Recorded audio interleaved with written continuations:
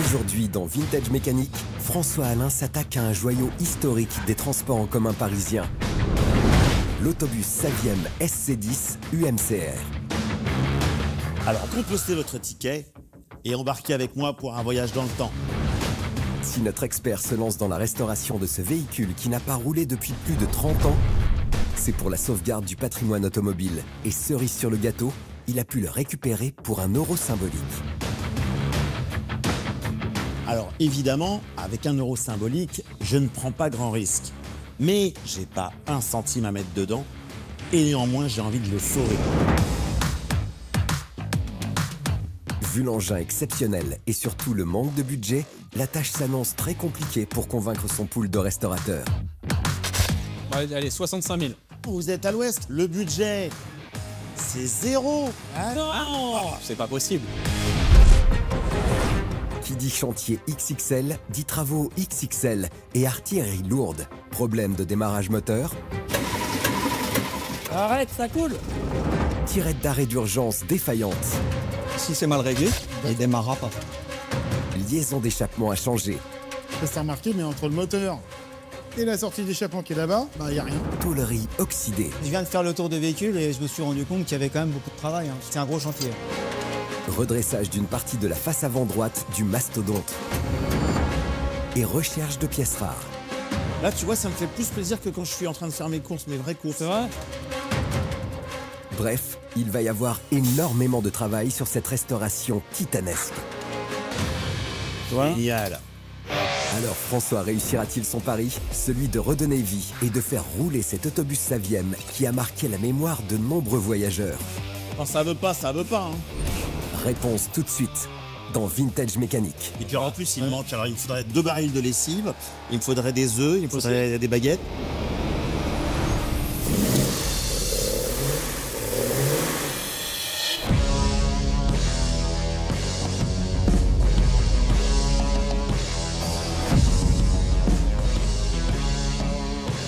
Alors aujourd'hui, je m'attaque à un véhicule XXL comme je les aime. C'est même le plus long véhicule que j'ai eu à faire jusqu'à aujourd'hui. C'est une véritable star dans son domaine, les autobus.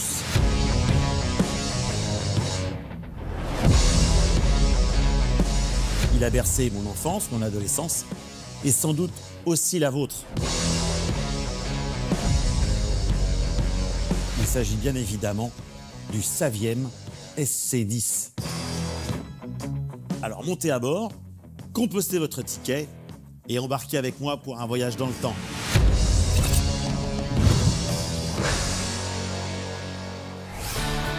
Depuis 1906, les transports parisiens se sont dotés d'autobus pour remplacer progressivement les transports hippomobiles.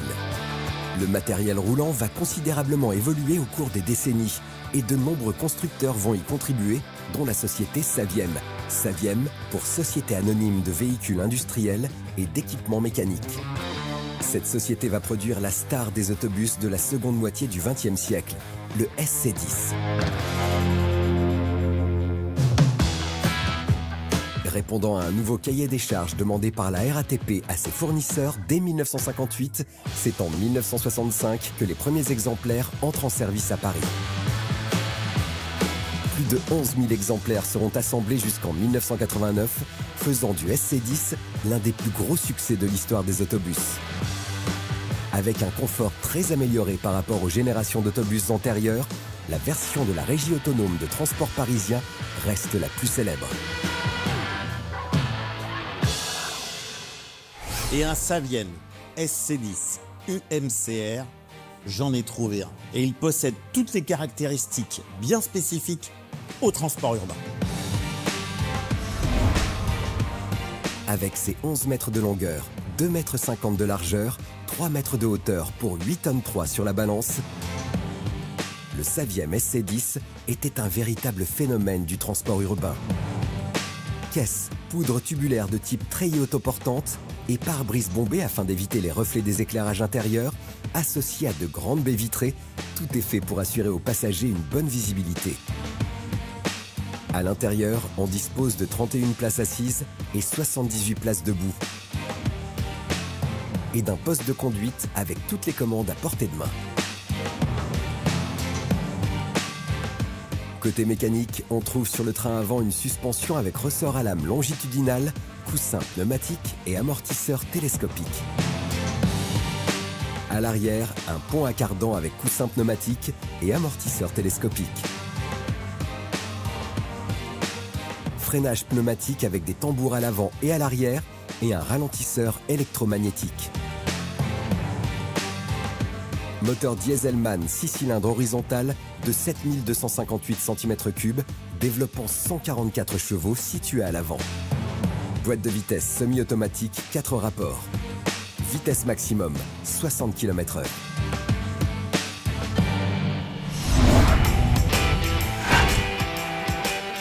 Avec de telles caractéristiques, on comprend mieux pourquoi François a eu un coup de cœur pour ce monument des transports urbains tricolores. Reste à savoir comment il a pu dégoter un tel engin. Ce Saviem SC10 UMCR, je l'ai acheté 1 € symbolique à une municipalité qui l'avait depuis des années dans un hangar. Il avait servi pour une campagne municipale en 1995 et depuis, il était resté à l'arrêt. Alors évidemment, avec 1 € symbolique, je ne prends pas grand risque. Mais contrairement à d'habitude où j'achète des véhicules, je les restaure et je les revends, là, il n'y a pas de débouché. Personne ne m'achètera ce véhicule. J'ai pas 1 centime à mettre dedans.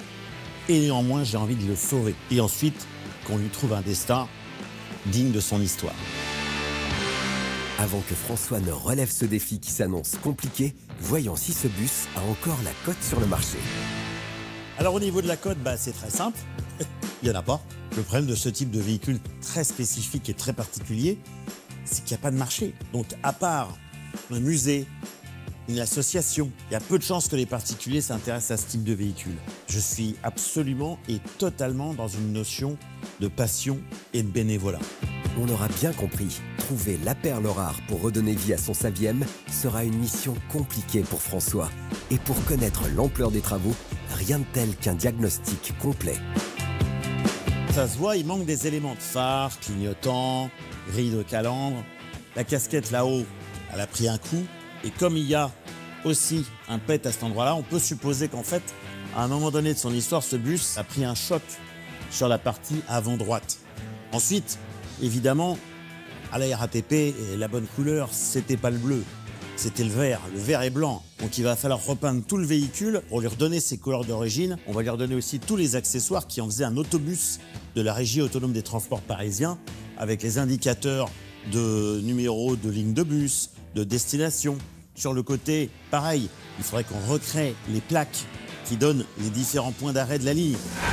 Après ce bilan cosmétique et carrosserie en demi-teinte, François grimpe à l'intérieur du Saviem pour vérifier son état général, qui fleure bon les transports en commun du début des années 80. Tout est en très bon état. Un bon nettoyage fera l'affaire. Ça, c'est un vrai coup de bol. À l'avant, il manque les composteurs et puis le petit panneau arrêt demandé qui s'allumait quand on appuyait ici.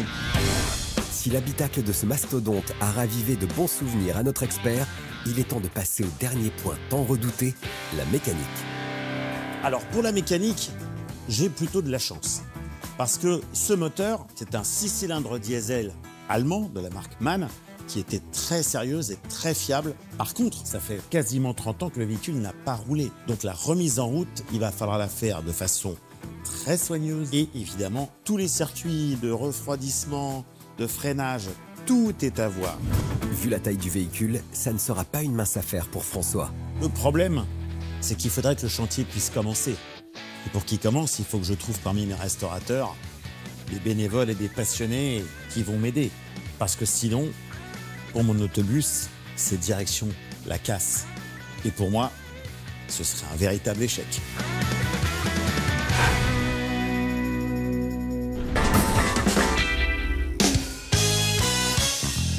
Il est temps maintenant pour François d'accueillir et de convaincre son pool de restaurateurs pour chiffrer et obtenir le meilleur devis pour son autobus Saviem SC10 de 1980. À l'issue de ces enchères, celui qui formulera la meilleure offre remportera le marché.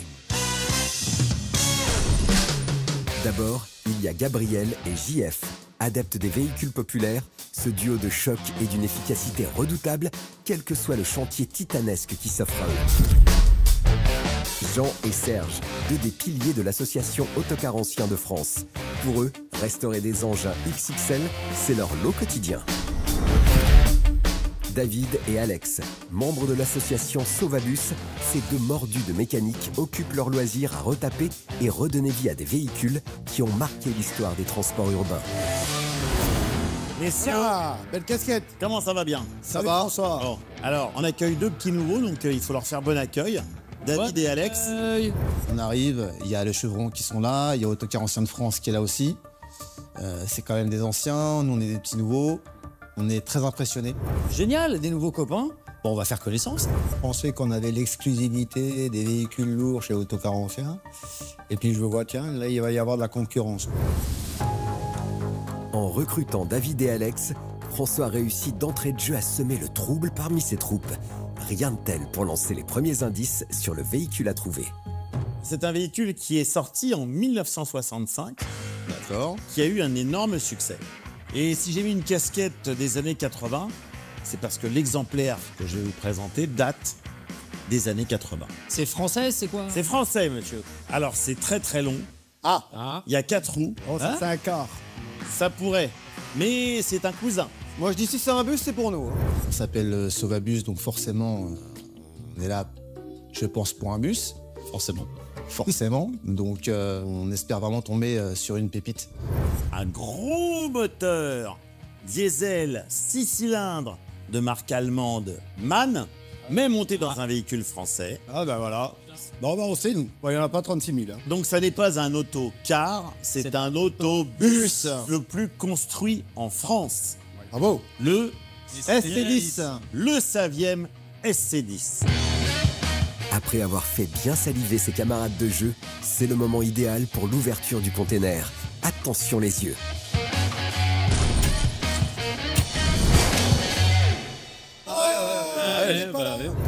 Il n'y a rien dedans. Bah tiens. Au moins un indice, hein, rien, même pas un petit bout, rien.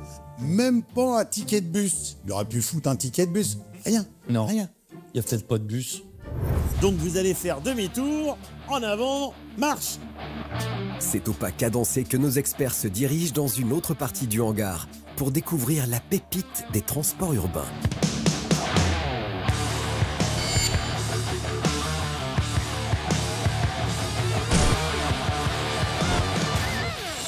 Les garçons, j'espère que vous avez conscience que vous êtes quand même devant un SC10 UMCR. C'est donc la version la plus aboutie de cet autobus. Il en reste sûrement quelques exemplaires qui traînent à droite à gauche, mais pour en trouver un aujourd'hui, je peux vous dire, faut se lever de bonne heure. Bravo. Voilà. Bravo. C'est une belle pépite que tu nous sors de ton chapeau. là. C'est la pépite qui tombe du ciel. On est super contents, super heureux, super excités. Puis cette version-là, l'UMCR, c'est vraiment la Madeleine de Proust de la RATP. Ça fait des années qu'on cherche ce véhicule.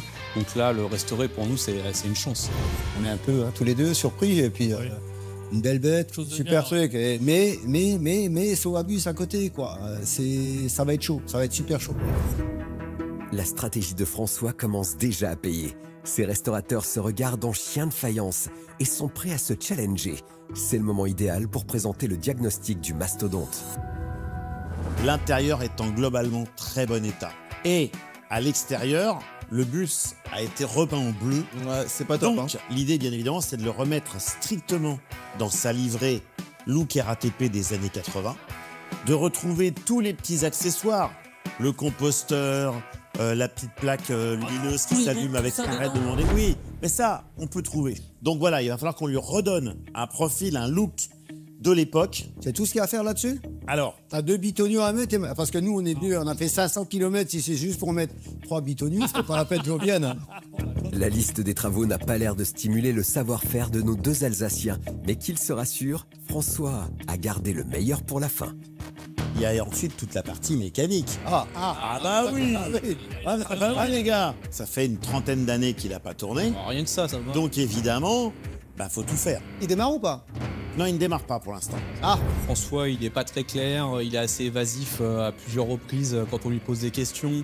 Il détourne la conversation. Je pense qu'il y a anguille sous roche quand même. Ton diag, il est un peu léger quand même, donc on aimerait en savoir plus. Il a des stars et tout à droite à gauche. Je vois que ça a bien tapé là à l'avant-gauche. Ça a dû taper à l'avant-gauche à un moment donné, effectivement. Donc il y a un petit peu de travail de carrosserie, en plus du travail de remise en route du moteur, qui est un moteur ultra connu, ultra sérieux, Ouais, ultra bon, costaud. après, il y a des gros problèmes d'injection quand même là-dessus. Voilà, il peut y avoir un problème d'injection, je ne le cache pas. Oui. Si ce Diag en fait couiner certains, d'autres, en revanche, se montrent pressants et prennent carrément les devants pour lancer les enchères. Bon, bah alors on commence à estimer le boulot ou quoi? On y va? Allez, 65 000. On peut y aller à 64 550. Hein, je veux dire, après. On pourrait le faire à 55. Pense au moteur. 55. 55. Ah mais attendez les gars. 55. Non mais t'as fait un sacré son là. 54. Eh, on va mettre tout le monde d'accord. Allez, 50. 50, c'est nous. Et on fournit les pièces. Attendez les gars, vous êtes à l'ouest. Le budget, c'est 0. Non. Je n'ai pas de budget. Non, attends, 0, c'est pas possible. Avec 0 € de budget, François vient de mettre un sacré coup au moral des troupes. Pas sûr qu'ils le suivent sur ce coup-là. Ça veut dire quoi, bénévole? J'ai pas de budget. Il n'y a pas de marché pour ce genre de véhicule. Pourquoi tu nous as fait venir? Parce qu'on a tous la passion commune de la sauvegarde du patrimoine, les copains. Moi aussi, je bosserai gratos. Nous, on peut pas se permettre ça. Écoute, François. Ah ouais. Allez, les gars, moi, je vous laisse. François, vraiment, là tu nous as tués parce que tu nous fais envie avec un super véhicule. Ah oui. Des véhicules, sauver le patrimoine, on en a plein le garage. Cherche, trouve un mécène et tu nous rappelleras. C'est donc avec ces nouvelles recrues que François se retrouve seul. Va falloir sortir les rames et être fort pour les convaincre. Sinon, c'est retour à la case départ. Bon, les gars, moi, je sais pas quoi faire, mais vous êtes d'accord avec moi, il peut pas finir à la casse. Ouais, c'est sûr, mais bon, après, là, c'est des sentiments. Mais bon, après, enfin voilà, il y a quand même le coût de la restauration. Voilà, il nous reste plus que les potentiels coups de fil. On a un gros réseau. Ouais. Et pour du bénévolat, Ouais, bah, c'est sûr, c'est compliqué, là, franchement. Bon, pour l'instant, il est au sec, il est au chaud. On va quand même passer les coups de fil. Passez 3-4 coups de fil, dites-moi, tenez-moi au courant si on trouve une solution. on va voir, on te tient au courant. Ok. Incroyable. François a tenté le tout pour le tout avec son 7e, mais personne n'a mordu à l'hameçon. Il ne lui reste plus qu'une chose, recevoir un coup de fil de ces 2 jeunes recrues pour lui trouver un plan B. C'est pas gagné.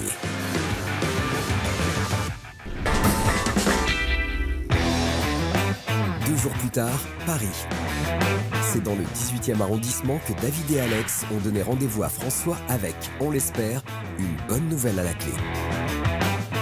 Ça va? Comment vas-tu? Ça va bien? Bien. Bonjour, Alain Charvet. François Alain, enchanté. On présente du coup Alain Charvet, directeur des ateliers de Championnet. Bienvenue ici, hein, on est dans le plus gros site industriel de Paris. Oui, 4 hectares et demi de superficie, soit un peu plus de 6 terrains de foot. C'est rare, en plein cœur de la capitale. C'est un site historique pour les transports parisiens, plus de 140 ans d'existence. On a fait de la fabrication, puis on a traversé aussi les guerres, il y a eu de l'armement, il y a eu beaucoup de choses qui ont été faites sur ce site. Et donc aujourd'hui, on est une entreprise privée depuis un peu moins d'1 an. D'accord. Qui fait partie de RATP Cap Île-de-France. Et on est vraiment encore en pleine croissance parce qu'on mise sur la maintenance des transports. Donc d'ailleurs, on continue à recruter aujourd'hui. Bon, tu te doutes bien que si on est là aujourd'hui, hein, c'est pas pour rien qu'on t'a présenté du coup Alain. Bah, j'ai bien compris qu'on est au bon endroit avec les bonnes personnes. Exactement. J'ai bien compris. Moi, ce que je te propose, c'est de voir avec Alain de passer un deal. Hein, Bien sûr. Si notre duo a fait marcher son réseau, c'est pour trouver la porte d'entrée idéale pour ce chantier. Et visiblement, Alain s'avère être la bonne personne. Pour nous, c'est un bus qui est assez exceptionnel parce qu'il a été conçu ici, faut le savoir. Ah, en plus, bah voilà. Ouais, Ouais. donc c'est sûr qu'il nous intéresse aussi ce bus, quoi. Par contre, tu m'as dit qu'il y avait quand même du boulot à faire, Ouais, oui, faire ça, c'est dessus. On va prendre un certain risque quand même sur ce sujet-là si on se lance parce que avec les démontages, c'est là qu'on va voir si on a des soucis ou pas. Si c'est la RATP qui prend en charge la restauration, moi je vous fais don de l'autobus pour que vous en deveniez propriétaire et le restaurateur. Et moi je pense que l'intérêt ensuite c'est que Sauvabus puisse exploiter entre guillemets l'autobus après pour des salons, des expos, des journées du patrimoine. Enfin, mon but c'est clairement de sauver un élément du patrimoine. Pour nous, s'il reste à la RATP et s'il permet justement qu'on puisse le présenter, de Bien pouvoir sûr. continuer à le faire vivre, c'est des choses sur lesquelles on peut se mettre d'accord, effectivement. Après avoir accepté le financement des travaux du 7e, il prend en charge le rapatriement de l'autobus par ses équipes de dépannage spécialisées.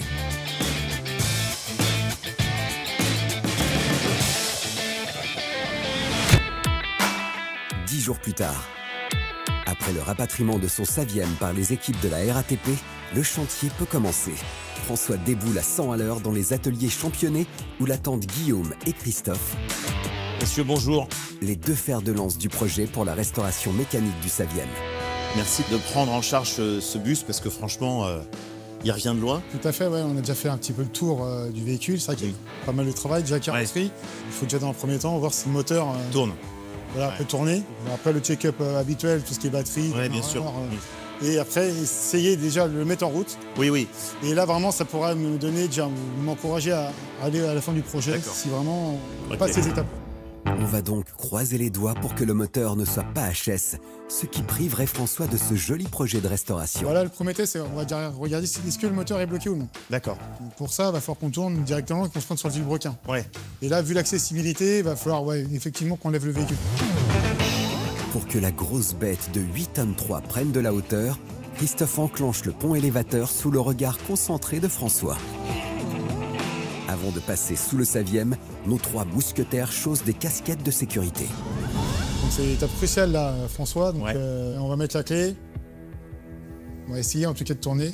C'est un peu le moment de vérité pour la suite des événements. Si vous m'annoncez une mauvaise nouvelle, les gars, pour moi, c'est peut-être une fin de chantier, quoi. À peine le chantier commencé que François est déjà en stress. Tout repose sur le coup de clé de Christophe qui tente de faire tourner le vilebrequin. Ça tourne. Ça sent bon pour cette première étape. Moi, je préfère aussi te prévenir que c'est pas la seule étape à faire pour... Non, je me doute. Tu sens une bonne compression ou pas? Oui, il y a de la compression. Oui, donc ça, c'est... Voilà, donc deux bonnes nouvelles. On a fait un tour, il n'est pas bloqué. Bon, Donc là maintenant ce qu'on va faire c'est vérifier la pression d'huile, mais avant ça, pour vérifier tous les niveaux. bien sûr. Après cette première bonne nouvelle, nos experts ne relâchent pas la pression et enquillent avec la vérification de tous les niveaux des fluides. Ça, c'est le niveau d'eau en façade, je suppose, Avec la pour nourrice. le radiateur. Radiateur en dessous. Ok, Bon, il manque un peu d'eau, on va le rajouter. d'accord, mais il y en a encore. Oui, Bon, ça, c'est pareil. S'il y en a encore, c'est plutôt bon signe. il n'y a pas trop de fuite. Christophe rajoute du liquide de refroidissement pour remettre le niveau d'équerre. Bon, donc ça, c'est réglé. Ça, c'est Ensuite, réglé. niveau d'huile, On ça va faire se passe où? sur le côté. Alors, François, il y a un peu beaucoup d'huile. Ah oui là il y a vraiment... Ah, le niveau est trop haut, là. Donc ça risque d'emballer le moteur. On va vidanger. Ça sera plus raisonnable. Pour vidanger le trop-plein d'huile moteur, Guillaume place un bac sous le carter d'huile. Et Christophe dévisse le tout avec une clé spéciale véhicule XXL. En même temps on va regarder sur le bouchon s'il n'y a pas de traces de limaille, C'est ça. des choses Yes. comme ça qui pourraient nous alerter. En plus sur ces bouchons là ils sont équipés d'aimants. Des membres. Ouais, Et s'il y a tout ce qui est particules, ferreux. bien s'installer sur le Exactement. bouchon. Ouais, d'accord. Donc là encore une nouvelle assez positive, on voit pas de limaille. Ouais, c'est ça, il n'y a pas de cochonnerie sur le bouchon. Ça laisse supposer que le moteur est plutôt en bon état. Bah, les gars, pour l'instant, c'est que des bonnes nouvelles. Écoute, tant qu'on l'a pas entendu le son de sa voix, il faut qu'on continue Ah ouais. le contrôle et puis les inspections. Avec Guillaume, rien ne sert de s'enflammer. Il faut y aller step by step. Prochaine étape, remettre de l'huile moteur. Ah oui, c'est directement là-dedans. Ouais, maintenant, les distributeurs, on a différents types d'huile. Justement, on a plusieurs ça. véhicules, plusieurs types de liquide de refroidissement. Donc là, on va ramener l'huile et puis on va faire le complément. C'est top. François est comme sur un nuage devant cette instrumentation. Il regarde avec des yeux d'enfant Guillaume et Christophe jouer les pompistes pour la mise en huile du moteur. Hop. Le niveau est bon. Bon, c'est cool. C'est bon, on est parfait. Et je t'invite, si tu veux, à monter dans le véhicule. Et là, on va voir s'il y a une montée de pression d'huile. D'accord. Donc, par le voyant. Donc, tu as un petit voyant. Oui, exact. Un Ouais. rouge. qui Comme dit sur que- une voiture. Exactement. Donc là, on va faire fonctionner le démarreur. Voir si ça monte en pression. Exactement. Donc nous, on va créer volontairement une panne. Ce qu'on va faire, c'est qu'on va desserrer volontairement les tuyaux d'arrivée de gasoil qui sont situés sur les injecteurs. D'accord. En déconnectant les injecteurs, le moteur ne démarrera pas, mais il tournera avec le démarreur pour bien faire circuler l'huile et lubrifier les pièces internes au moteur. Là, on va brancher la batterie. D'accord, ok. Comme tu peux voir, il y a deux batteries. Ouais, Parce qu'en fait, il est monté en 24 volts. Donc en fait, on couple deux batteries de 12 volts pour pouvoir Tout simplement. faire 24 D'accord. volts. Donc là, on va mettre ses pins sur notre chariot qu'on a. d'accord. Après avoir relié un booster aux batteries, François peut monter dans l'autobus et appliquer les instructions. Oui, vas-y, je t'invite Alors, à mettre au contact déjà dans un premier temps. le contact. Là, je vois le bouton de démarrage, mais il y a sûrement un contact effectivement quelque part. Si François était tout excité à l'idée de passer derrière le volant, là il est, comment dire, un peu perdu devant tous ces boutons. Allez Guillaume, va falloir aider un peu notre apprenti. Regarde, c'est ici. Ah, c'est ça, là, Regarde, tu lèves à fond. Oula. Ah, c'est la pompe. Oui. Donc là, ce que tu peux voir au tableau de bord, ce qui nous intéresse, il y a écrit huile moteur. D'accord, En fait, ça, c'est l'indicateur de pression d'huile. d'accord, Quand il est allumé, c'est que la pression est à 0. d'accord. Et nous, forcément, c'est pour voir si ça monte en qu'il pression. s'éteigne, Donc en fait, il absolument. faut qu'il s'éteigne. Là, ça pourrait dire quand même que Et ouais. la pompe à huile fonctionne et qu'il lubrifie bien tous les organes internes du moteur. Ok. Ah, il s'est éteint. Il s'est éteint, donc là tu peux arrêter. Donc là, Donc ça, c'est très bon signe. c'est très bon signe. Dans tous nos tests, là il en reste encore un validé. D'accord. Là c'est la pompe injection, voir si le gasoil rentre bien dans le moteur. Ok. Ça sera la dernière étape D'accord. avant de pouvoir tout rebrancher Ok. et lancer le moteur. Afin de réaliser ce dernier test, François rejoint Christophe qui resserre les injecteurs un par un. On va regarder si ça coule. Ouais. Actionne, Guillaume. Vas-y. Arrête, ça coule. Ouais, c'est bon. C'est bon. C'est bon, ça coule? Ah, c'est cool, ça débite. Eh ben super, c'était la dernière étape à valider avant de démarrer. Nickel. Il me reste encore une dernière étape, donc sécurité avant tout. Ouais. On va brancher le tuyau d'échappement Ah, ouais. et on va pouvoir lancer le démarreur. D'accord. C'est moi qui peux démarrer le bus? Bah écoute, ça me fait plaisir, vas-y. Pendant que François prend les commandes du Saviem, Guillaume raccorde un tuyau XXL à la sortie d'échappement. Ce tuyau va éviter d'intoxiquer notre Dream Team. On croise les doigts, les gars. Croise les doigts. C'est parti.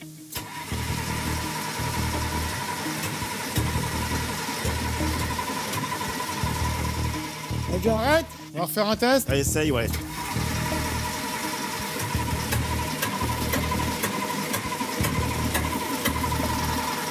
Non, bah, Ça veut pas y aller. je pense qu'il doit y avoir un autre problème. Là, c'est la douche froide. Le 6 cylindres fait de la résistance et met un stop à la dynamique du groupe. Il va falloir qu'on fasse des tests un peu plus approfondis. Quand ça veut pas, ça veut pas. Hein. De toute façon, pour aujourd'hui, je pense qu'on a fait tout ce qu'on a pu faire. Donc la chose positive, on a déjà fait tous nos tests. Ouais. Que le moteur, en théorie, la base moteur n'a rien. Voilà. On va pouvoir continuer. Par contre, là, nous, il faut qu'on fasse un peu plus d'investigation sur le système d'injection. On fait le check-up avec Christophe. Ouais. Et je vais t'envoyer une liste. T'as pas mal de pièces à trouver. Ouais. Pour pouvoir leur mettre en état et puis au moins avancer, quoi. Ok. On l'aura bien compris, pour avancer sur l'autobus Saviem, faut que François parte à la recherche des pièces perdues. En attendant, nos deux gaillards vont devoir creuser plus loin dans ce problème mécanique qui freine l'avancée des travaux.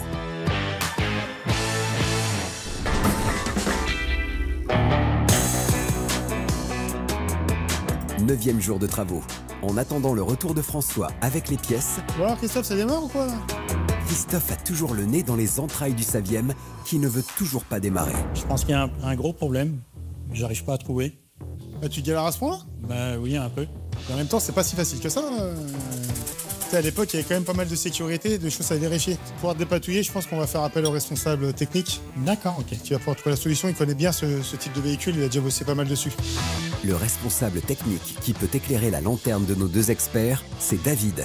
Sa spécialité, les autobus Saviem. Un truc, bah, j'arrive pas à comprendre. Il veut pas démarrer. Ah ouais.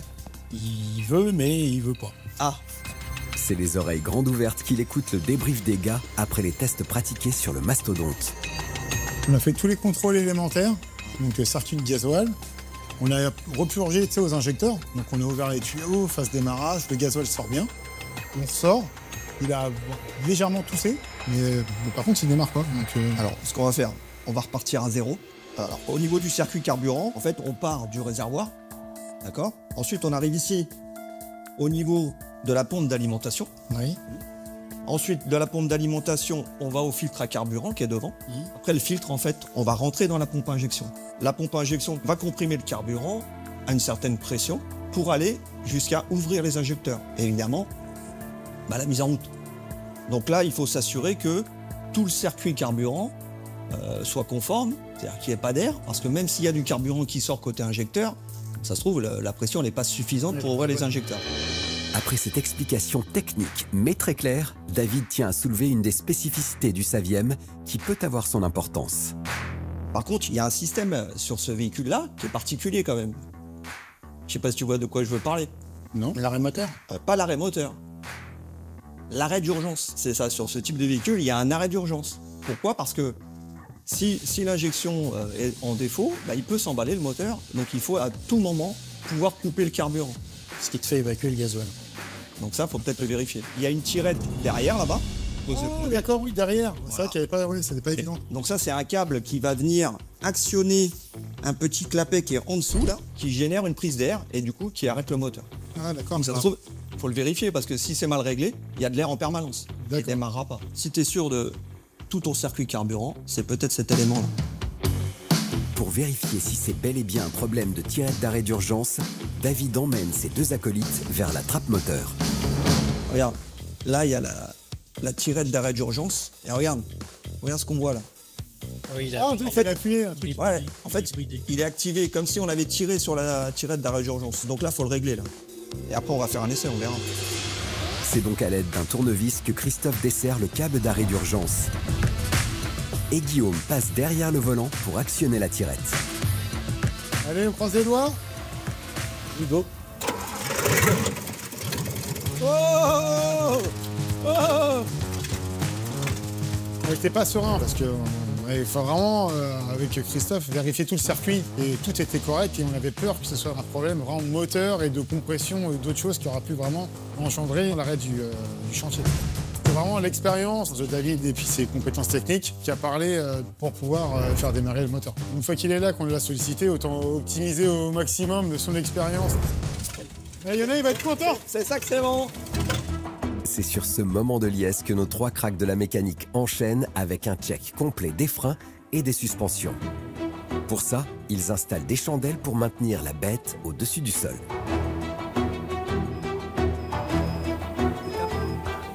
Retirent les colonnes de levage,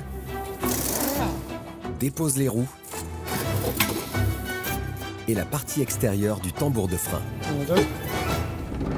Quand on va regarder le tambour, Il n'est pas creusé, ouais, il n'y a pas d'arrêt. Bon, on voit que ça n'a pas freiné depuis longtemps, mais... il n'est pas usé. Et après, côté mâchoire, là, on voit bien qu'il y a une belle profondeur, donc c'est ce qui fait en fait l'indicateur d'usure, donc là, ils sont parfaits.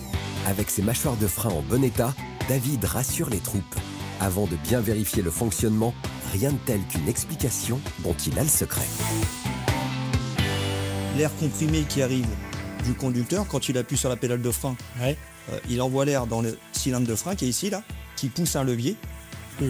Voilà, et après qui va actionner une came derrière, là, au niveau des ressorts, Et qui va te faire fonctionner les qui va mâchoires. écarter les mâchoires pour freiner au niveau du tambour.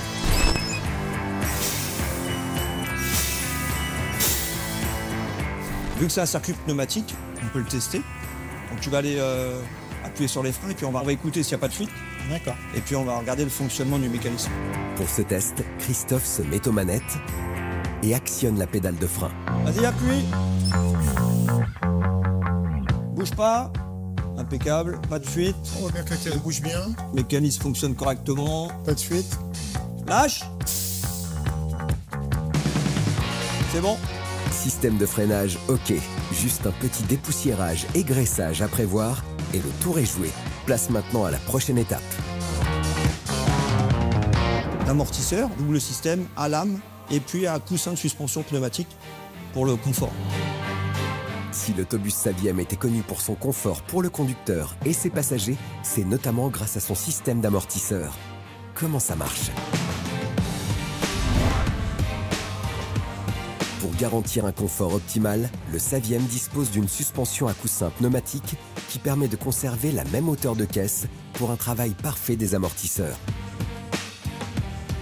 À l'avant, on trouve 2 coussins pneumatiques, 2 ressorts à lame, 2 amortisseurs et 2 valves de correction de hauteur de caisse. À l'arrière, 4 coussins pneumatiques, 4 amortisseurs et une valve de correction de hauteur de caisse. Sous l'effet du poids des passagers qui montent dans le bus, les suspensions se tassent et la hauteur de caisse diminue. Les leviers de commande des valves de correction de hauteur de caisse se déplacent et les valves envoient de l'air comprimé du compresseur vers les coussins pneumatiques pour les gonfler. En se gonflant, les coussins soulèvent la caisse jusqu'à revenir à une hauteur normale en libérant la suspension. Les amortisseurs retrouvent alors de l'amplitude de mouvement pour offrir un confort quel que soit l'état de la route. Reste maintenant à tester l'étanchéité du coussin de suspension. Pour cette opération, David a déjà son plan de vol en tête. Donc on va faire un peu comme les freins, c'est-à-dire que là on va jouer sur le levier de commande de la valve. Ouais, on va la débrancher. Il suffit de simuler en fait l'abaissement de la caisse pour voir si le coussin va être gonflé et sera étanche. Donc en fait, quand il est trop bas, ça agit sur le levier. Et en fait, après, ça ajuste la hauteur de Exactement, du bus. c'est-à-dire que le levier va remonter et à l'intérieur c'est comme un robinet. Hop, il va arrêter l'entrée d'air D'accord. et le coussin il sera gonflé à la hauteur D'accord, c'est astucieux ça. En fait, comme ça agit toujours le même niveau selon le poids qu'il y a dans le... Correcteur d'assiette en permanence. D'accord. Quelle que soit la charge du bus. On l'aura bien compris, pour garantir une hauteur de caisse parfaite, il faut que le coussin pneumatique soit bien gonflé. Pour vérifier qu'il n'y a pas de fuite dans le coussin, Christophe actionne le levier qui est censé envoyer de l'air et corriger la hauteur de caisse. Voilà, ok. Doucement, Hein? doucement. Lève et là... T'entends? Ouais. Si en effet nos spécialistes entendent bien l'air circuler dans le coussin, ils ne redoutent qu'une chose, la présence d'une fuite. Donc là, pas de fuite. Le coussin est gonfle, la valve de correcteur d'assiette fonctionne. Bien, ouais.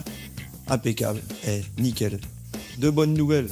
Suspension qui fonctionne correctement, les freins en bon état, juste l'entretien, nickel. Grâce à la synergie de ce carré d'as, la restauration du Saviem avance à grands pas. De quoi bien préparer le retour de François pour enquiller avec la suite des travaux.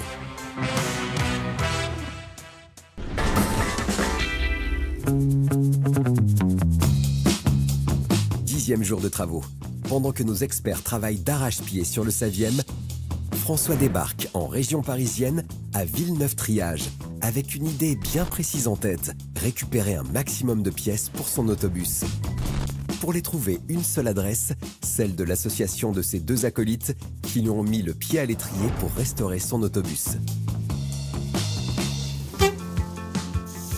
Salut les gars. Je cherche l'endroit où il y a le hangar avec tous les stocks. Vous m'emmenez? Bien. On était parti faire un essai avec le bus. Alors. Ah bah moi je monte avec Père. Ah c'est génial. François s'attendait à tout sauf à ça. Commencer sa journée à bord d'un autobus chausson APVU 5 de 1965. C'est dans cet engin hors norme qu'il va découvrir un lieu d'exception, le hangar de l'association Sauvabus. La vache. On t'avait pas menti, hein. Génial. Pour accueillir notre expert dans ce temple unique, c'est Nicolas, Bienvenue. Ça va? Bah ouais. le référent historique de l'association qui a répondu présent. C'est pas que des autobus, c'est tout quoi. Absolument. C'est trolleybus, métro, toute l'histoire des transports. François est bouche bée à la descente de l'autobus. C'est que ce site est une machine à remonter le temps. Ici sont conservés plus de 200 véhicules liés à l'histoire des transports parisiens. Omnibus à chevaux, bus, tramway, métro du 19e siècle à aujourd'hui. Bref, tout est là. Là, tu es dans la réserve historique de la RATP. Ouais. Donc en fait, c'est ici qu'elle préserve son patrimoine et roulant et objets. C'est incroyable. Et là, tu as pu rouler du coup à bord du premier autobus sauvegardé Premier bus que l'association a sauvegardé. voilà, Alors, en mai 80. c'est la ligne que je prenais quand j'étais gamin pour aller chez ma grand-mère. Je suis monté dans les autobus Chausson à cette époque-là. Et le nom de jeune fille de ma grand-mère, c'était Chausson. Ah. Ça s'invente pas quand Ah même. bah non. Après cette petite anecdote familiale, François est attiré par une des pièces qui trône dans le hangar. Les premières rames du métro, si je dis pas de bêtises, datent de 1900. 1907. Là, t'as vraiment quelque chose d'extraordinaire. Là, c'est Bois, et cuir, tout ça, fait vraiment le... c'est plus qu'un véhicule de collection. Là, Absolument. c'est la première rame du métro de Paris, quoi. Une des pièces maîtresses de la collection. C'est extraordinaire. Alors du coup, la question, c'est qu'est-ce qu'on peut faire pour toi? Alors, j'ai amené une liste Ouais. des pièces détachées qui manquent pour la restauration du Saviem SC10. Ok. Et si effectivement vous avez de quoi me dépanner, ce serait top. On a quelque chose qui devrait te plaire. Et ben on y va. Ouais. Tu vas comprendre... Ouais. Ouais. Ouais, il s'adresse aux bonnes personnes. C'est vrai que nous, on restaure les autobus depuis quand même plusieurs années. C'est une vraie caserne d'Ali Baba, ce qu'on voit. Donc il y a beaucoup de pièces. On voit vraiment qu'il a des étoiles dans les yeux et on sait très bien qu'ici, il va trouver son bonheur. Bon bah voilà la merveille. Hein. Ah ouais. Bon, il te plaît celui-là? Il a fait les émeutes. C'est quoi On l'a retrouvé il y a 2 ans, Ouais. dans un hangar. Ouais. Ça faisait 20 ans qu'il était dedans. Et comme tu vois, il a un peu vécu. Ouais. Justement, ça tombe bien, on a besoin de donneuses de temps en temps. Bah c'est le principe. C'est vrai que nous, en véhicule industriel, on n'a pas Ouais. le choix. En plus, en autobus, il n'y a pas de pièces. Ouais. Donc, du coup, on ne peut pas aller au concessionnaire du coin. Ouais, Et bien sûr. Nous, on n'a pas le choix que de récupérer des autobus entiers. Ouais. Et puis, du coup, de les sacrifier vraiment pour pièces. Alors bon, ça va, celui-là, il est quand même en mauvais état carrosserie, donc on n'aura pas de pansement au cœur. Ouais. L'autobus que scrute François, c'est un Saviem SC10, le même que celui qu'il restaure. Et ça, c'est une sacrée bonne nouvelle pour la suite de son projet. Tu nous as fait une petite liste. Je vous avoue, j'ai une liste qui est un peu longue comme le bras. Castillage, les joints, il me faut une porte, il me faut des banquettes. Bah écoute, on va commencer par aller dans celui-là, on va regarder ce qu'on trouve. Moi, je te laisse entre les mains de Nico, et puis bah, nous, avec David, justement, on va aller... On vous laisse checker. Ok. Et on va revenir avec quelque chose, je pense que ça va te faire plaisir. En attendant que François découvre cette fameuse surprise, il marche dans les pas de Nicolas pour trouver un maximum de pièces. Et dès son entrée dans l'autobus, il repère direct les premiers éléments. Déjà, tu vois, le petit portillon là, c'est exactement ce qui manque sur l'autre. Ouais. Et puis très sincèrement, il manque plein de choses, notamment des banquettes. Ok. Parce que sur le mien, toute la partie arrière, la rotonde, est en mauvais état. Ok. Ça, on peut te le Le démonter. composteur, c'est vrai que ça peut être pas mal. On va te chercher ça. Ah bah tiens, le voilà le composteur. Ah Ça me rappelle des vrais souvenirs, ça. Bon, du coup, là, on t'a trouvé le portillon, Ouais, le composteur. ouais. Ok. Bon, t'as plein je vais d'autres vérifier sur la liste, mais je pense qu'on va pouvoir récupérer quelques petites pièces d'accastillage. Presque les poignées. Ouais. C'est un truc qui pétait régulièrement, donc si Tout à on fait. peut en récupérer 3-4, c'est pas plus mal. On allait voir le hangar où on stocke nos pièces. Ah, il y a carrément un hangar à pièces. Ouais, tout à fait. En avant toutes vers cette caverne d'Ali Baba pour glaner un maximum de pièces. C'est une sacrée collection. Donc bah voilà notre petite réserve de pièces. Comme Ah ouais, t'appelles ça une petite réserve de pièces, toi. Voilà, on t'avait dit qu'on démontait des bus. Hein. Oh, le rêve. Accumulé depuis plus de 40 ans. Ah, mais moi, en tant que collectionneur, je deviens ma boule. De quoi tu as besoin? Alors attends, j'ai fait une liste. Voilà, j'ai besoin de tout ça. Ah la Ah, vache. Bah, c'est rien, les gars, par rapport Bon, à ce que vous avez ici. ouais. Je vais aller chercher du renfort. Et Ouais. Bon, allez les gars. Ah ouais, quand il dit qu'il vient avec du renfort, il vient avec du renfort. Bah écoute, t'as vu la liste que tu nous as Monsieur Dame, bonjour, enchanté. Pour gagner du temps et être efficace, Alex fait appel à son armée de techniciens. C'est aux commandes de son caddie que François parcourt les allées avec sa garde rapprochée. Ouais, j'ai trouvé 2 optiques de phare. Ah bah c'est top, ça. voilà, Ça devrait te plaire ça. Ouais. Je pense que les optiques de phare, mais c'est évidemment les mêmes que certaines voitures. Tout à fait. Ouais. Vu la date de sortie du SC10, ça peut être du Peugeot 404, ça peut être bah, tu vois, des voitures de contemporaines. C'est par exemple, tu vois, pour tes clignotants, c'est des clignotants de 4L qui sont montés sur les C10. Ouais. Après avoir récupéré les phares, le caddie de François va maintenant bien se remplir avec coin de carrosserie avant et arrière, capot de protection moteur, calandre, tôlerie latérale, tour de roue, joint de porte, pare-choc. Bah ouais, non, mais attends, pose-le par terre, parce que là, qu'est-ce que t'as trouvé d'autre? Des tuyaux d'échappement. Et puis en plus, il me manque, alors il me faudrait 2 barils de lessive, il me faudrait des œufs, il me faudrait des baguettes.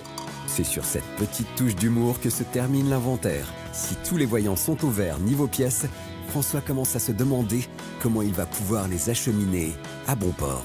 Je suppose qu'il va falloir qu'on te les fasse parvenir, les pièces. Bah ouais. On va t'organiser ça. Si vous repartir les mains libres, c'est vous qui gérez. Voilà. Moi, j'adore. François quitte cette Dream Team avec toutes ses pièces et des bons souvenirs plein la tête. Prochaine étape, revenir dans l'atelier pour prêter main forte à son staff de techniciens.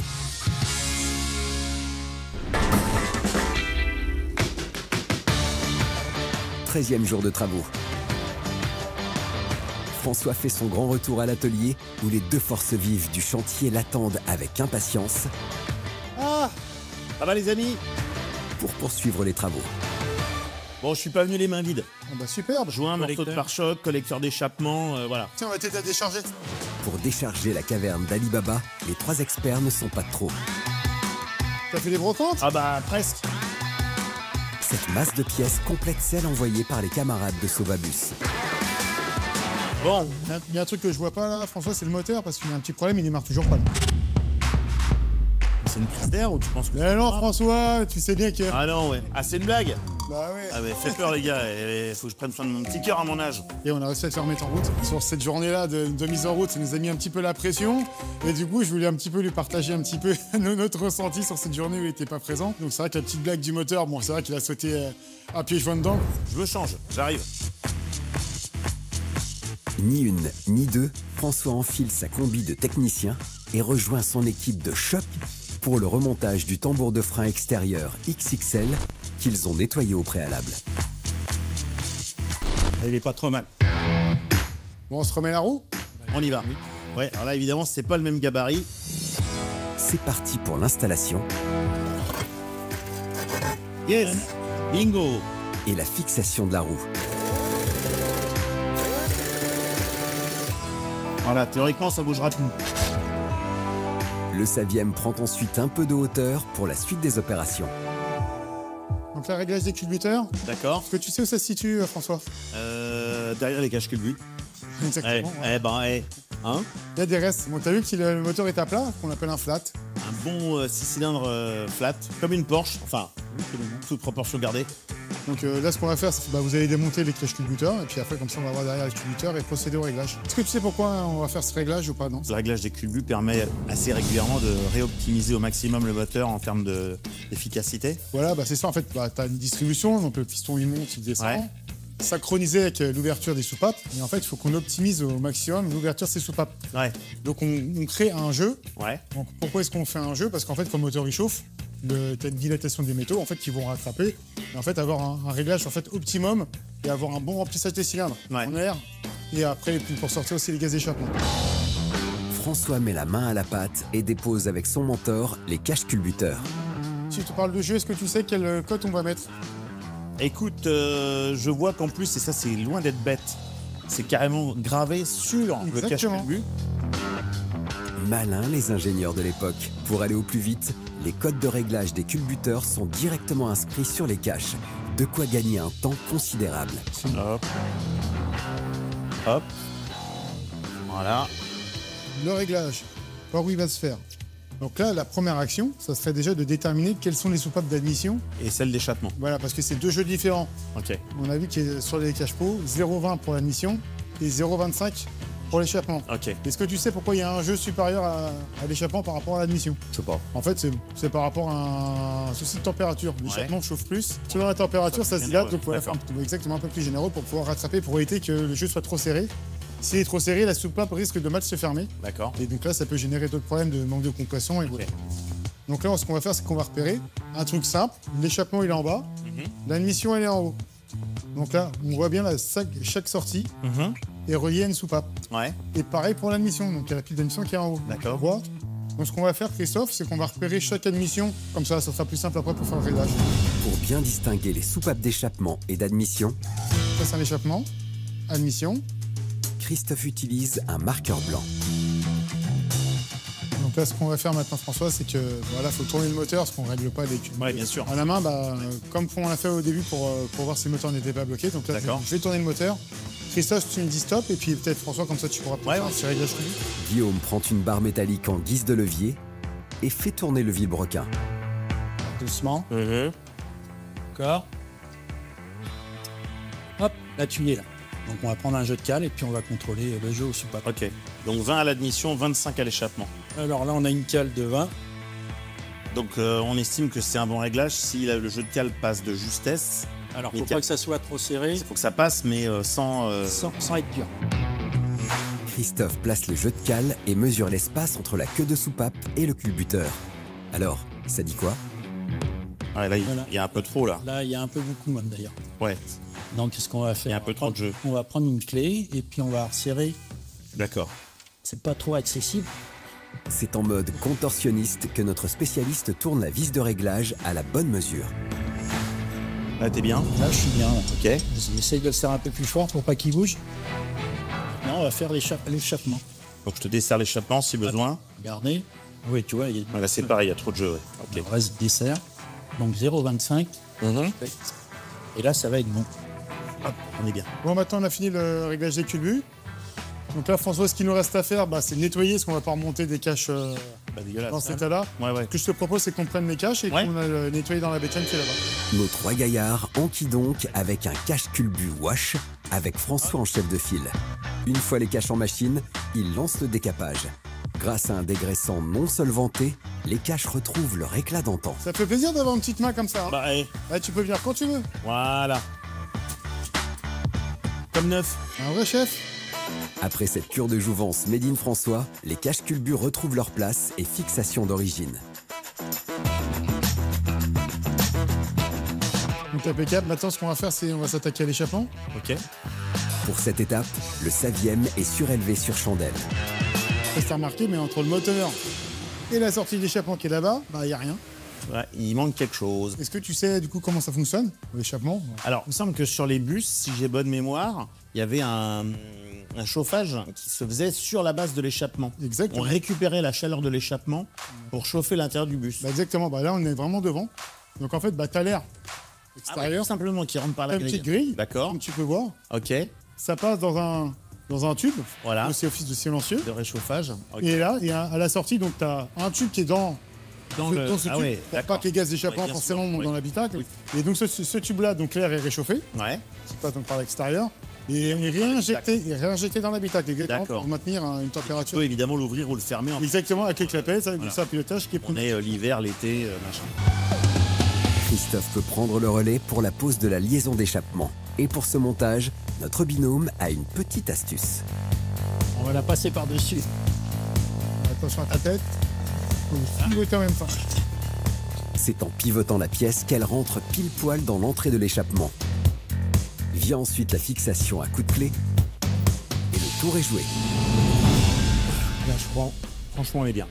Là, en plus, du coup, comme on a un échappement d'un bout à l'autre, quand on va démarrer, ça va faire un bruit nickel, ancieux, tout va bien. Quoi quand? Bah, tout de suite. Ou bien, c'est simple, si ça démarre pas, je vous parle plus. Terre François, Christophe file à l'intérieur du Saviem afin de démarrer le cœur mécanique de la bête. Allez, vas-y quand tu veux. Ouais. François, il est bien travaillé. Bravo. François est aux anges. C'est la première fois qu'il entend le son du 6 cylindres qui résonne dans tout l'atelier. De quoi poursuivre sereinement les travaux de ce géant de fer. Du moins, on l'espère.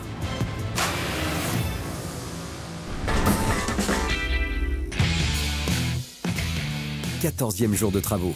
Après la remise en route du moteur XXL, Guillaume et Christophe ont bougé la carcasse du Saviem dans un atelier dédié à la carrosserie. Ils rejoignent Dominique et Cyril, deux renforts de poids pour gérer le programme du jour. Avant d'attaquer la carrosserie, on doit lever le véhicule et déposer le réservoir gasoil. Une fois qu'on l'a déposé, après vous pouvez faire vite fait la carrosserie. Je viens de faire le tour du véhicule et je me suis rendu compte qu'il y avait quand même beaucoup de travail. Au niveau du montant de calandre, par exemple, il est enfoncé. Tu vois ton pavillon, il a un pain là-haut. Ouais. Tu vois toute la partie tôlerie, elle est complètement oxydée. Donc ça, c'est du décapage. Ça veut dire obligation de démonter le pare-brise. C'est un gros chantier. Ouais, donc en gros, faut pas perdre de temps, quoi. Guillaume a raison. Faut pas que cette restauration traîne en longueur. Venir en aide à François, c'est bien, mais qu'il reparte avec son Saviem à court terme, c'est mieux. Nos 4 experts en tôlerie installent les colonnes de levage et montent la bête d'un étage pour avoir accès au réservoir. Il faut juste le déposer pour le rénover, c'est ça? Ouais, alors comme ça fait un bon moment qu'il n'a pas tourné, dedans ça va être tout pourri. D'accord. En fait, ce qu'on va faire, c'est une résine. On va mettre une espèce de pellicule à l'intérieur. Pour faire la protection du... Exactement. En fait, pour isoler vraiment la partie extérieure qui reste quand même en bon état, de la partie intérieure du réservoir. Puis après, on va remettre du gasoil sans que les impuretés aillent dans le circuit de... D'accord. Soit ça n'a pas l'air très compliqué, mais là, ce que je vois, c'est que c'est déjà dans un piteux état. Ouais, là, par contre, ouais, là, on a dû avoir un choc. Je peux vous proposer de faire une chauffe au crayon à induction. Crayon à induction, c'est le même système que ta plaque à induction. Ouais, ça permet de chauffer le métal et de le C'est un système électromagnétique. Ça évite d'avoir de la flamme et de mettre le feu au véhicule. Christophe, il est vide le réservoir ou pas? Il devrait être vide, mais on va contrôler. On vérifie. C'est parti pour la vidange du réservoir à carburant. Pour ça, nos spécialistes placent un bac sous le réservoir et Christophe se charge de dévisser l'écrou de purge. Ouais, pas si vite que ça. Hein. Bon, bah, on va le démonter. Hein. Sur sa lancée, Christophe dévisse tous les écrous du réservoir. C'est ensuite au tour du forgeron de l'atelier de prendre le relais. On va chauffer avec donc le fameux crayon à induction qui va nous permettre de chauffer la barre qui est tordue pour la remettre droite et pour aller extraire tes écrous. Ouais, mais alors du coup, t'as pas de flamme dessus? Comment ça marche? Non, il n'y a pas de flamme, c'est un courant qui circule. Ah, c'est le contact fer avec ton appareil qui fait que ça va chauffer et puis après, donc ça va... Un peu comme un transformateur, mais avec un bobinage différent, on va dire. Pendant que Dominique chauffe la partie du réservoir à restaurer avec son crayon à induction, Guillaume redresse à l'aide d'une clé la tige et le boulon en carafe. Voilà. Ah bah, franchement, le plus gros est fait. Pour finaliser l'opération, un bon coup de poignet et le réservoir est déposé. Reste maintenant à vérifier son état de santé. va falloir un sacré tas. Hein. Ouais, donc tout ce qu'il nous reste à faire là, c'est gros coup de nettoyage intérieur-extérieur, parce qu'on ne peut pas laisser comme ça. Là, il vous reste plus qu'à faire un petit peu de carrosserie maintenant. Demain, ça sera terminé, c'est bon? Je peux repasser? Terminé? On fait le message. On passe un petit peu le flambeau de la partie mécanique à la partie carrosserie. On a un petit peu à taquiner en leur disant il n'y a plus que la carrosserie à faire, sachant qu'on sait que c'est un dossier qui est vraiment considérable et vraiment important et très technique à faire. C'est donc en duo que le focus réparation de la face avant va se poursuivre. Pour cette opération, ils vont utiliser du matos bien spécifique. Des gigantesques équerres sont fixés au sol pour éviter que le savième ne bouge. Ils branchent ensuite des flexibles sur les vérins des équerres, le tout relié à une pompe hydraulique. Puis, ils placent une cale en bois. Alors le véhicule, il ne peut plus bouger, hein, il ne peut plus avancer. Elle est stabilisée là, bloquée. Voilà. Vient ensuite la pose d'une chaîne et d'un crochet. Et pour sécuriser toute cette installation, Dominique place une élingue de sécurité. Et donc là, on peut envoyer la pression dans le flexible. Il est bien, le crochet est bien, attention. Alors, tu vois, on voit que ça ramène, hein, que ça cause tout de suite. Grâce à cette installation, la structure avant droite du savième est redressée et corrige par là même d'autres parties de la carrosserie. On peut voir dedans, tu vois qu'on a des formations au niveau... on voit que ça s'est bien dressé. Ouais. Bah, ça s'est bien aplani. Hein. On va vérifier que le portillon il ferme bien, donc on est pas mal, hein, on va s'arrêter là. Plus que pas mal, messieurs. Après ce redressage au top, ils enquillent avec la partie haute de la bestiole. Là-haut, c'est un autre problème, c'est un toit en aluminium. Donc le truc, ça va être de fixer la réhausse. D'accord, on prolonge pour atteindre le niveau de la... Voilà, donc c'est toi. Fixer la chaîne un peu comme on a mis en bas. Mais et on répète l'opération. Okay. Et ben allez, c'est parti. Pour s'attaquer au pavillon du haut, même combat. Ils réutilisent les équerres fixés au sol, mais ajoutent une passerelle pour pouvoir travailler en hauteur. Bon, ici, on voit qu'il y a un gros pli et là, c'est fissuré. Hein, donc on va chauffer un peu avec le décapeur, histoire de ramollir un peu l'alu. Bon, d'accord. Avant de faire chauffer la tôle, Cyril fixe un vérin de tirage, allume son décapeur thermique et réchauffe toute la zone abîmée. C'est une opération qui demande de la patience et de la précision. Une fois la tôle montée à haute température, Dominique actionne la pompe hydraulique pour que le vérin de tirage redresse tout doucement la tôle. Et il est bien revenu. Hein. Vas-y, attends, vas-y, reste comme ça, je vais taper. Vas-y, retire-toi. Il est pas mal, hein. Ouais, je suis le tir. Encore quelques coups de maillet pour redresser la tôle et nos deux gaillards ont transformé l'essai. Du coup, on va s'arrêter là au niveau de redressage. Ok. Ce que je te propose, c'est de démonter les équipements. Nos deux cracks de la tôlerie assurent le démontage complet de ce matos monumental. Et peuvent faire un point sur le fruit de leur travail.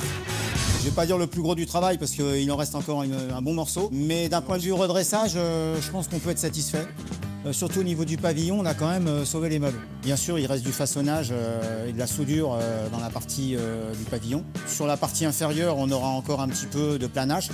D'accord. Mais le gros du travail d'ossature est fait. Et je pense que pour aujourd'hui, c'est bon. On a bien avancé. Allez, on arrête. Après ce ravalement de façade métallique optimal, il est temps de laisser reposer ce colosse avant de reprendre de plus belle les travaux.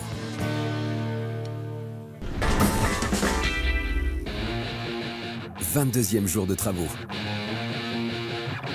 François reprend du service et rejoint avec panache Dominique, le chef carrossier de la RATP, qu'il rencontre pour la première fois. Bonjour. Bonjour. François, enchanté. Dominique, bienvenue à la carrosserie. C'est les baguettes du SLI, ça? Tout à fait, c'est les baguettes du SLI. Ok, parce qu'en fait, on m'a dit qu'il était là en carrosserie, mais... Tout à fait. Il y a eu un énorme travail dessus. Ouais. Donc tout a été démonté. D'accord. Et maintenant, accroche-toi, il est en peinture. Ah, il est déjà en peinture? Il est en prépa peinture, ouais. Bah, on peut aller jeter un œil. Direction la cabine de peinture pour découvrir l'avancée des travaux sur le mastodonte. Attention les yeux. Ah, génial. Ça a changé de gueule, hein. Ah bah, et puis il y a du boulot, là. Devant le savième, François se rend compte du travail colossal réalisé par Dominique et toute son équipe. Et bah bravo Guillaume, parce que là, waouh, c'est un sacré taf, quoi. Et Dominique, avant d'arriver en peinture, il y a eu quand même plusieurs endroits où il fallait réparer. Ça s'est bien passé ou il y a eu des mauvaises surprises? Alors ça s'est bien passé, Ouais. on l'a mis sur le marbre donc quand même, parce qu'on a été obligé d'immobiliser la voiture pour redresser au niveau du montant de calandre. D'accord. Puis au niveau de la traverse, à D'accord. droite, avait un coup, un petit vérina. Et puis redressage aussi du pavillon. Après le pavillon, Dominique et son équipe ont enchaîné par du très lourd, avec découpe de la partie de tôle rouillée du bus. Puis, ils ont créé des nouveaux panneaux extérieurs, avec des nouvelles tôles pour les souder ensuite sur le véhicule.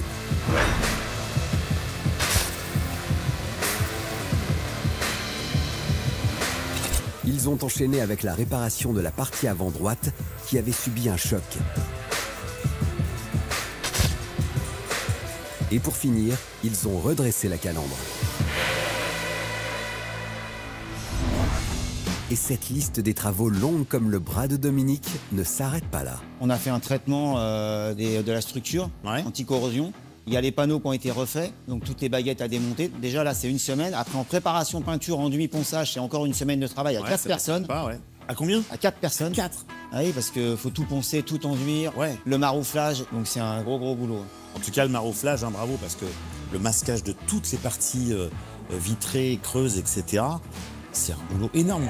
Si François est sidéré par ce travail d'exception, il a envie de connaître la suite des opérations. La partie après, je vais faire 2 couches jusqu'au milieu de la ceinture. Pour pouvoir reponcer les défauts de l'après qu'on va retrouver. Et sur la partie haute, on va faire qu'une seule couche, mais d'après blanc. La peinture, c'est pareil, ce sera en 2 étapes. Je vais faire d'abord le toit et après la caisse. Le travail qui va être important aussi, ce sera tout ce qui est les bandes. Parce qu'il y a les bandes blanches, les bandes vertes. Tu peins d'abord tout en vert et ensuite tu fais les bandes blanches? Oui. La quantité de peinture pour peindre la totalité du bus, on est dans quel ordre de... Peinture après et vernis, on va être à 30-40 litres. 10-15 litres d'après, 10-15 litres de peinture et 10-15 litres de vernis. On est loin des quantités pour une bagnole. C'est clair que la quantité de peinture d'une Twingo couvrirait à peine l'aile arrière du 7e. J'ai repeint plein de trucs, mais j'ai jamais fait d'autobus. Si Guillaume accepte que je fasse un petit bout, je serais très honoré. Un renfort comme François, qui pourrait s'en passer, surtout quand il s'agit d'un artiste peintre. Une fois sa combi enfilée, Ça y est, je suis équipé. Super. il n'y a plus qu'à écouter les consignes. Je présente ma cabine de peinture. C'est une vieille cabine qui a une particularité, c'est d'avoir de l'eau qui circule au sol. Et les bruits des turbines, c'est les aspirations d'air. Et les pompes qui font tourner l'eau qui est en dessous. Ça nous fait une filtration vraiment par l'eau, donc qui capte toutes les résidus de peinture. Voilà. Le but, c'est d'aspirer les résidus de peinture, les poussières, les trucs en suspension, etc. Voilà, et puis donc là, on va procéder à la mise en après. Le but, c'est vraiment d'y aller de fines couches. Pas chercher à charger, pas chercher à faire quelque chose qui va sortir nickel. C'est armé d'un pistolet que Guillaume souffle et projette l'après sur toute la surface. Et vu la taille de la bête, il en faut du temps, de la patience et beaucoup de matière. Et du coup, l'après, il sèche en combien de temps, la première couche? En 20 minutes. Ah ouais, c'est génial. Ah ouais, c'est hyper... Le temps de faire le tour du bus. Ah ouais, tu fais le tour du bus, le début est déjà sec. Voilà. C'est au tour de François de tâter du pistolet pour couvrir tout l'arrière-train du 7e. Même si la technique du geste laisse un peu à désirer, notre apprenti y met tout son cœur. Il faut faire des grands gestes. Voilà, un grand geste, on ne stagne pas au même endroit. Avec ce précieux conseil, François trouve la bonne technique et recouvre avec son mentor toute la robe de l'autobus. La mise en après terminée, nos 2 peintres passent par le laboratoire où sont confectionnées les peintures. Là, on va faire le même après qu'on a fait ce matin. D'accord. Qui était gris. Ouais. Sauf que cette fois-ci, on va le faire en blanc. Vu que le toit est déjà blanc, la partie haute est blanc du bus, on va faire une couche de fond qui va être déjà claire. Donc voilà, c'est un après dit à l'eau, hydro. Il n'y a plus de solvant. Voilà, il n'y a pas de solvant. D'accord. On a quand même un durcisseur, mais le diluant, c'est pas du diluant, c'est de l'eau. D'accord. Tu peux doser de façon à avoir un séchage plus rapide ou plus lent? Oui. Moi, j'ai souvent entendu dire par les peintres que quand on a le temps, c'est mieux que la peinture prenne son temps. Il faut respecter quand même les fiches techniques des produits, surtout avec les peintures à l'eau. Quels sont les avantages et les inconvénients? Logiquement, c'est mieux. Pour notre santé, c'est mieux. Ok. Voilà, c'est un séchage un peu plus long. Un peu plus long. Et une application un peu plus compliquée. Mais sinon, c'est un bon produit. Maintenant que François en sait plus sur le produit, place à la mixture. Et pour ça, il y a des doses bien précises. Pour 100 grammes d'après, je dois mettre 15 grammes de durcisseur. D'accord. Et après, entre 10 et 20% d'eau. Ok. Notre expert de la peinture passe à l'action en calculant et en mélangeant les différents liquides. Vient ensuite le chargement du pistolet et c'est parti pour la mise en apprêt du toit.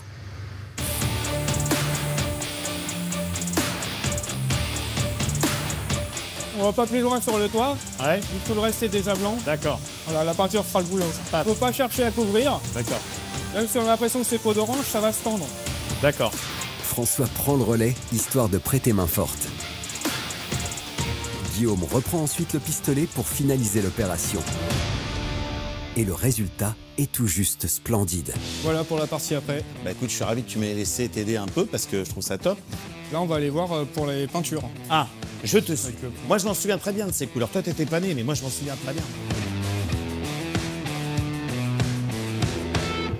Ah, ouais. Le plan d'époque. Les anciens m'ont transmis le plan d'époque. C'est génial. Un vrai plan industriel. Voilà, c'est le plan industriel des années 70, ouais. Alors, par contre, comment tu fais, toi, pour refaire la peinture? Parce que les peintures d'époque, évidemment, c'est pas du tout les mêmes. C'est ça. Et puis, en plus, il faut retrouver la teinte. Effectivement, il a fallu retrouver, avec la technologie d'aujourd'hui, les couleurs d'hier. On a un spectrophotomètre qui nous permet de nous approcher en modifiant la teinte, en l'éclaircissant, en la fonçant. Il a fallu aller au musée avec des plaquettes. Ah, j'imagine. Pour voir si j'étais bien sur les bonnes couleurs. Sachant que les peintures ont beaucoup évolué. On était sur des peintures au plomb, on est passé sur de la glycéro, on est passé sur du polyuréthane brillant direct.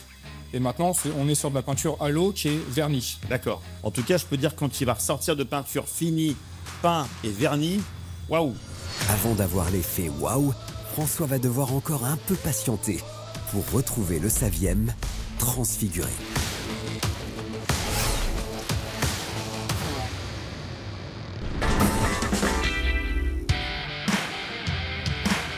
15 jours plus tard, Paris, atelier de Championnet. François a été appelé par Alain, le directeur des ateliers de la RATP, pour venir découvrir le Saviem. Ah, vous m'avez fait une surprise, là. C'est même plus une surprise, c'est... Ah, c'est génial.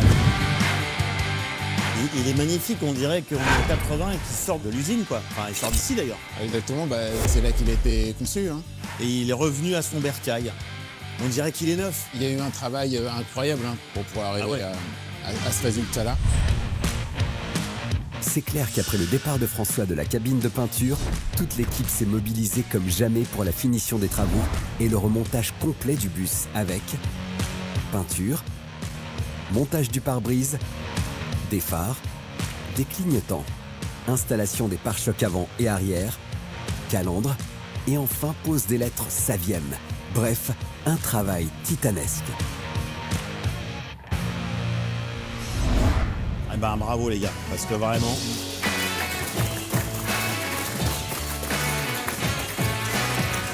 François, bah, nous, ça nous fait chaud au cœur que tu apprécies ce travail de restauration. Ah mais vraiment, vraiment.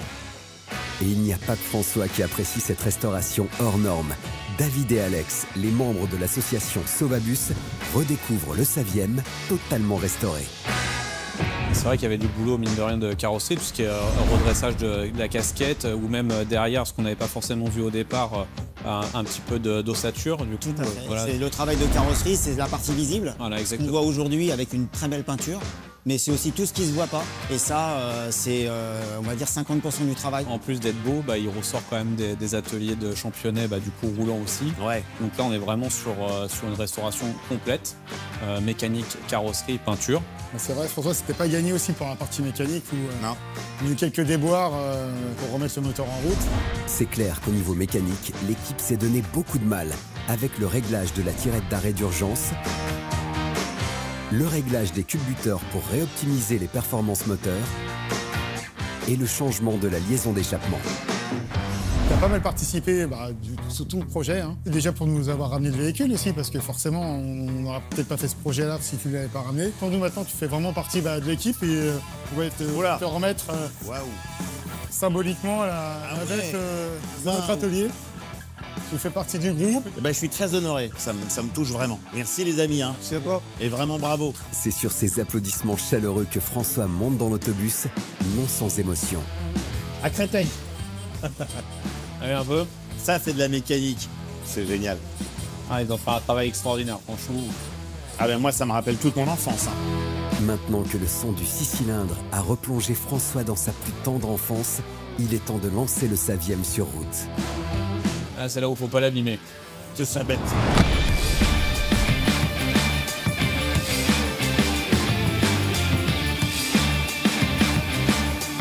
Et après quelques mètres, les premières sensations de conduite se font déjà sentir. Ça a l'air de bien fonctionner, Christian. Ouais, franchement, c'est un régal à conduire. Les passages des vitesses sont parfaits, franchement. Non, ils ont vraiment fait du bon boulot. Pour un véhicule qui a été fabriqué il y a 5 décennies, objectivement, on est bien. Même niveau freinage, direction, c'est vrai qu'elle est vraiment très très agréable. Je suis vraiment super surpris. Si Alex prend plaisir derrière le gigantesque volant du Saviem, François et ses acolytes comptent en faire tout autant, en prenant place sur les sièges de l'autobus fraîchement nettoyés. Ah, c'était le bon temps. Et alors, On n'est pas bien? la classe. Ça va, je suis votre chauffeur personnel? Ouais. Alors on descendra au prochain arrêt, monsieur le chauffeur. Merci. Le prochain arrêt, c'est à Villeneuve-Triage, le paradis du bus. Là où sont stockées toutes les pièces de collection de l'association Sauvabus et de la RATP. Ah, Comme tu peux voir, regarde, on a déjà fait sa place. c'est top. Mille merci parce que c'est vraiment Merci à toi. retour vers le futur, les gars. C'est extra de se dire que ce bus maintenant va être ici, qui va servir pour les expos, des salons, les journées du patrimoine. C'est top parce que là, il est vraiment dans sa définition de l'époque et il est. Ah, il manque un détail, si je peux me permettre. Moi, il en manque quand même quelques-uns. Ouais, À ton avis. toute la signalétique. Exactement. Voilà, donc il faut lui attribuer la ligne avec les pancartes, tout Voilà, ça. les bandeaux, Voilà. la plaque de police, les girouettes. T'as tout aujourd'hui là, ici? Tout est là, On peut l'installer maintenant? tout de suite.